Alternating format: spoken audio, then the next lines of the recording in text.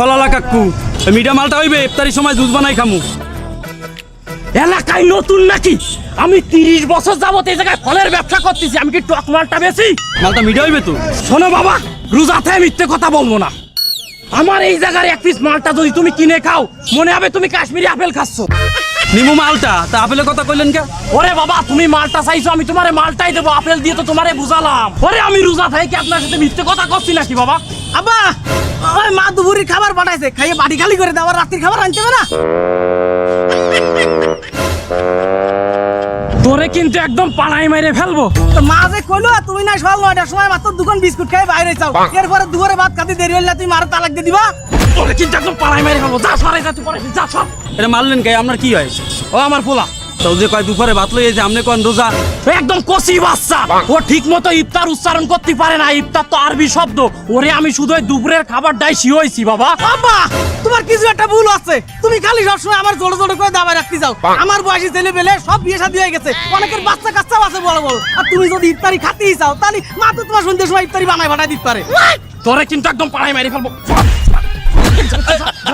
বাদ দেন আপনি ওই মিঠা মালটা দেন। কত করে রাখবেন এই কোন? আমার মালটা 1 কেজি একদম 320 টাকা। পরশু নিলাম 120 টাকা, আর 320 টাকা 2 দিনের মাত্রায় দাম বাড়িয়ে গেলে।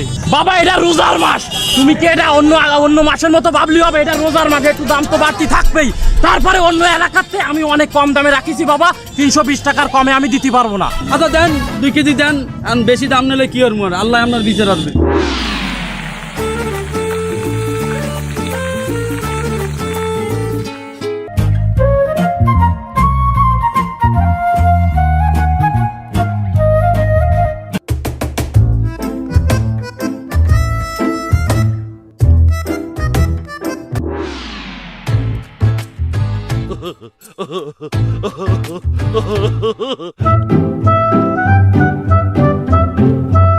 এই ছোলা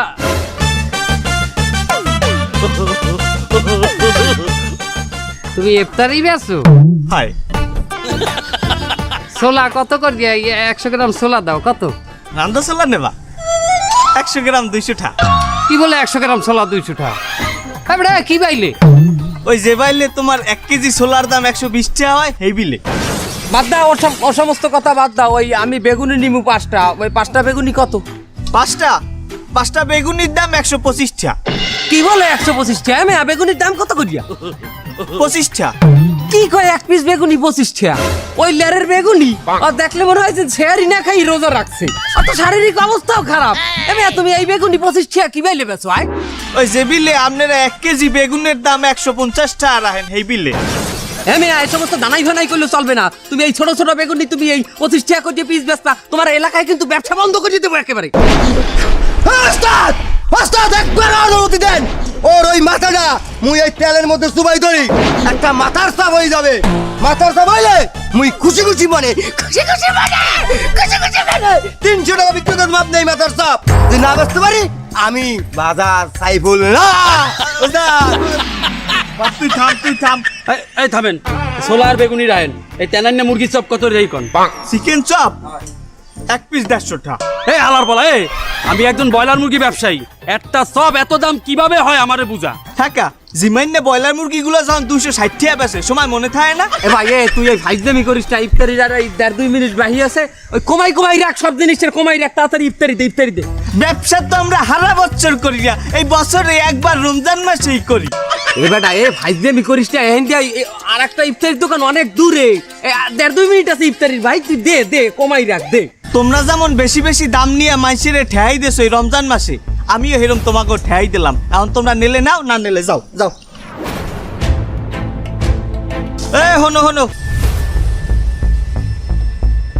হনো বিশ্বের অন্যান্য দেশে রমজান মাস আইলেই প্রত্যেকটা জিনিসের দাম কমে যায়, আর আমাগো বাংলাদেশে তোমাগো মতো কিছু কুলাঙ্গারের জন্য প্রত্যেকটা জিনিসের দাম বাড়িয়ে যায়। এইসব অনৈতিক কাজ বাদ দাও, আর আজকে ইফতারি নাও, আমার তরফ থেকে কোনো টাকা দেওয়া লাগবে না। আরে আল্লাহ তোমাকে হেদায়েত দান করুক। এ বেটা আজ ফিরি ইফতারি করি আর তওবা করি, আর কোনোদিন ভুলেও মাল স্টক করিয়ে জিনিসপাতির দাম বাড়াবো না। কি কও? ল